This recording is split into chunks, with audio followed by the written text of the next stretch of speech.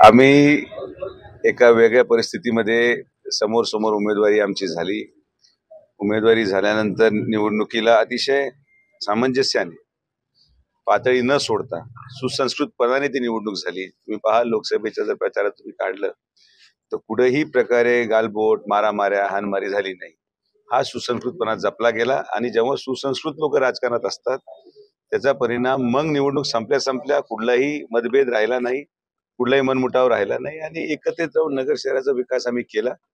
आणि हाच फरक नगर जिल्ह्याला आणि महाराष्ट्राला आम्ही दाखवला की राजकारणामध्ये समन्वयाने विकासासाठी पक्षविरहित काम केलं तर जनतेचं कसं कल्याण होतं याचं सगळ्यात मोठं उदाहरण नगर शहर आहे।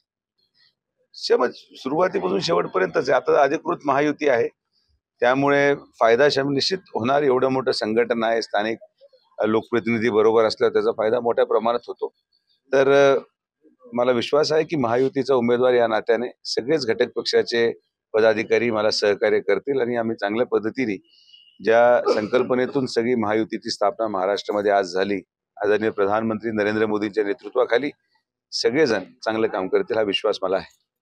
विषय पक्षापेक्षा आदरणीय प्रधानमंत्र्यांच्या संकल्पनेला अनेक असे लोक आहेत जे आज इतर पक्षांमध्ये असतील, जे महायुतीचे घटक नसतील, पण त्यांना देखील मोदी पंतप्रधान हवेत असेही भरपूर लोक आहेत, मतदार आहेत। नेते तर मी म्हणत नाही, पण मतदार असतील जे कदाचित विधानसभेला महाविकास आघाडीच्या उमेदवाराबरोबर राहतील, पण आज देशहितासाठी मोदींच्या पाठीमागे उभं राहणारी जनता, ज्याला आपण म्हणतो सुप्त मतदान, एवढं मोठं आहे की हे तुम्हाला मतदान झाल्यानंतर कळेल।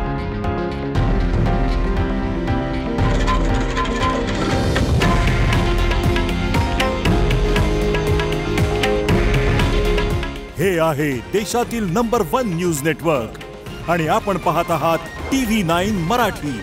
काळजी तुमची, हित महाराष्ट्राचं।